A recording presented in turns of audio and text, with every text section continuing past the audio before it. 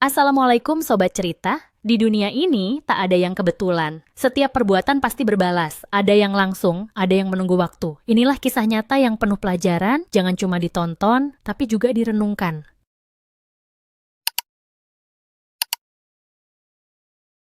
Di sebuah kampung yang damai dan asri, hiduplah pasangan sederhana bernama Pak Idris dan Bu Ratna. Rumah mereka memang tak mewah, tapi kebahagiaan selalu hadir di setiap sudutnya.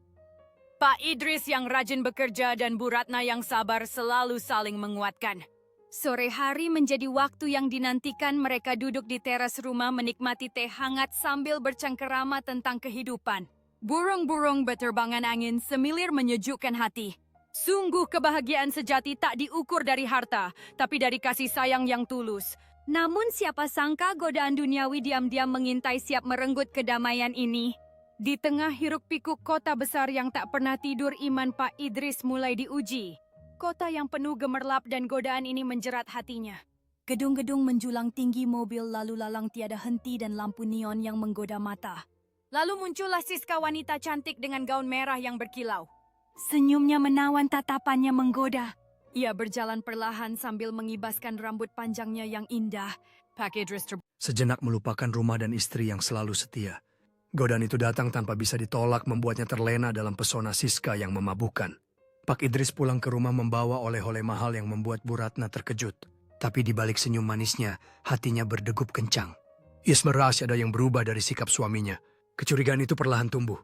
Ketika Pak Idris mandi, Bu Ratna memberanikan diri memeriksa ponsel suaminya. Betapa hancur hatinya saat membaca pesan mesra antara Pak Idris dan wanita lain. Air mata mengalir, kesetiaan yang ia jaga kini retak. Kebohongan dan pengkhianatan telah merusak rumah tangga yang selama ini ia rawat sepenuh hati. Tak ada yang lebih pilu daripada hati seorang istri yang dikhianati. Bu Ratna mencoba menenangkan hatinya yang luka. Ia duduk di mushola rumah memegang tasbih dengan tangan gemetar. Air mata membasahi pipi, namun ia tetap berusaha tabah. Bibirnya bergetar memohon ampun dan kekuatan pada Tuhan. Doa menjadi tempat ia bersandar. Ia tahu hanya Allah yang bisa menyembuhkan luka hatinya. Dan Allah pula yang mampu membalas setiap perbuatan baik atau buruk. Doa Bu Ratna menjadi tameng, menjadi penghibur di tengah badai pengkhianatan yang menyakitkan. Azab Tuhan datang dengan cara yang tak pernah diduga. Tubuh Pak Idris tiba-tiba sakit parah, bisul-bisul besar tumbuh di sekujur tubuhnya. Wajahnya yang dulu tampan kini rusak dan memerah. Siska yang pernah membuatnya lupa segalanya kini pergi meninggalkannya sendiri. Tak ada lagi tawa dan rayuan manis. Tak ada lagi harta yang bisa menyelamatkan. Hanya kesakitan dan penyesalan yang tersisa. Inilah balasan bagi orang yang mengkhianati kesetiaan. Sungguh setiap perbuatan ada balasannya. Dan Pak Idris kini merasakannya sendiri. Pak Idris yang dulu angkuh kini hanya mampu menangis di atas ranjang sakitnya. Ia memegang tangan Bu Ratna dengan lemah, memohon ampun dan menyesali semua dosa yang pernah ia lakukan. Bu Ratna memandangnya dengan mata yang basah. Ia tahu luka hatinya mungkin tak pernah sembuh, tapi ia memilih memaafkan. Air matanya jatuh, namun hatinya ikhlas.